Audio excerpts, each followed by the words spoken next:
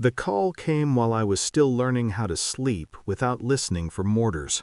My mother's voice was careful, soft, the way people speak when they're about to shatter something fragile and want plausible deniability afterward.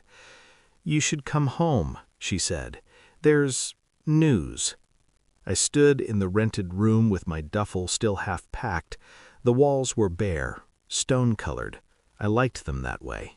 When I arrived, the house smelled the same: boiled tea, polished wood, forgiveness that hadn't been earned. I stepped into the living room and saw my brother first.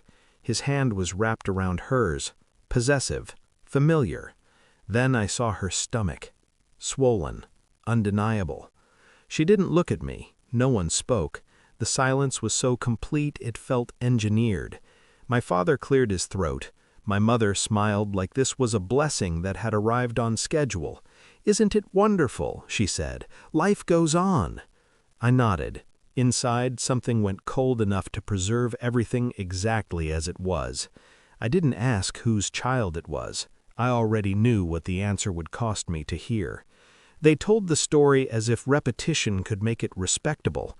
I'd been gone too long. War changes people. She'd needed comfort. My brother had been here. My parents said it wasn't betrayal, it was fate, reshuffling pieces while I was unavailable. "She thought you were dead," my mother said, too quickly.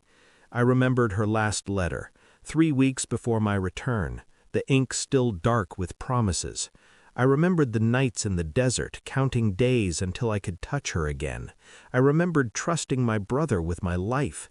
They watched me closely, waiting for the crack, the shout, the violence that would let them file me under understandable tragedy. I gave them none of it. I congratulated them. I shook my brother's hand. His palm was damp. I kissed her cheek. She flinched. That was when I knew the truth wasn't just betrayal. It was calculation. They had decided who I would be in this story without consulting me. So I let them. I stayed. That surprised them. I slept in my old room. I ate at the table. I asked about the pregnancy like a man invested in continuity.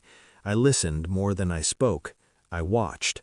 Dates slipped through conversations like loose threads. Ultrasound appointments didn't align with my absence. My brother avoided my eyes whenever timelines surfaced. She stopped wearing a necklace I'd given her. Metal warms when it's touched too often by guilt. At night, I did the math. In the morning, I smiled. I found the letters she never sent, drafts on an old tablet she'd forgotten I'd set up, messages written to me, then erased, replaced by silence.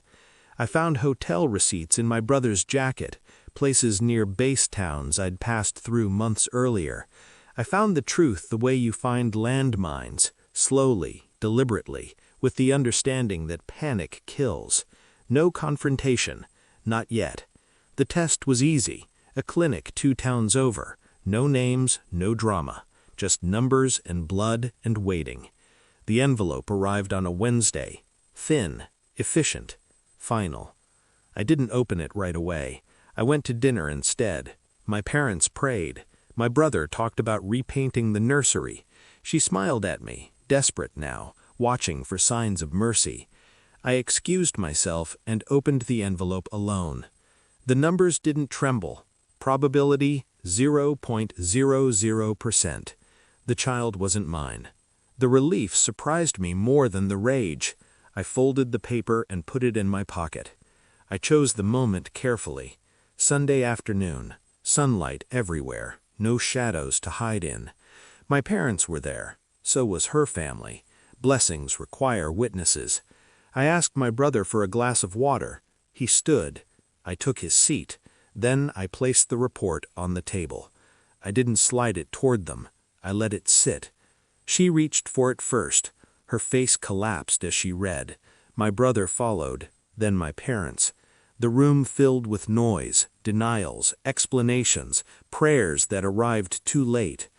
I stayed quiet. "I knew," I said finally, "before I came home." That wasn't true, but it hurt more when they believed it was. I stood. I stayed because I wanted to see how far you'd go without me stopping you. They didn't try to touch me. I left that night. No bag, no goodbye. I built something afterward. Walls of stone, a life that didn't ask permission, success that didn't need witnesses. They heard about me through distance, promotions, cities, a name that stopped being associated with theirs. My brother lost everything slowly, the way rot works. She left him. My parents aged into regret. None of it was loud. Years later, my mother called again. She cried. I listened. When she finished, I said nothing. Silence had always been my weapon. I hung up. Some wars don't end. They just teach you what you're willing to leave behind.